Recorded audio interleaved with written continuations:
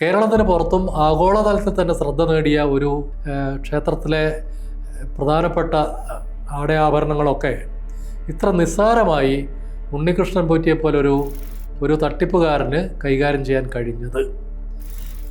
ഇത്രയും വലിയ ഒരു തട്ടിപ്പ് നടന്നിട്ട് കേരളത്തിലെ പ്രധാനപ്പെട്ട ഹിന്ദു സാമുദായിക സംഘടനകളും പുലർത്തുന്ന മൗനം പലതരത്തിലുള്ള സംശയങ്ങൾക്ക് ഇട നൽകുന്നുണ്ട്.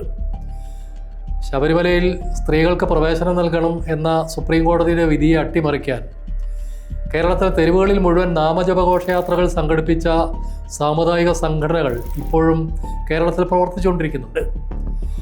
ഹിന്ദുക്കളുടെ ആചാരപരമായ കാര്യങ്ങളിൽ വലിയ ഉത്കണ്ഠയുള്ള, അത്തരം കാര്യങ്ങളിൽ ചാടിക്കയറി അഭിപ്രായം പറയുന്ന, ആചാര സംരക്ഷണത്തിന് വേണ്ടി ഏതളവ് വരെയും പോകുന്ന സാമുദായിക പ്രസ്ഥാനങ്ങൾക്ക് ഇപ്പോഴെന്താണ് സംഭവിച്ചത്?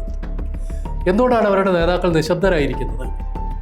ഒരു നാമജപഘോഷയാത്രയല്ല, ആയിരക്കണക്കിന് നാമജപഘോഷയാത്രകൾ നടക്കേണ്ട സമയം കഴിഞ്ഞിരിക്കുന്നു. സ്ത്രീകൾ ശബരിമലയിൽ കയറുമ്പോഴുണ്ടാകുന്ന ആചാര ലംഘനത്തെക്കാൾ വലിയ ആചാര ലംഘനങ്ങളാണ് ഇപ്പോൾ നടന്നു കഴിഞ്ഞിട്ടുള്ളത്.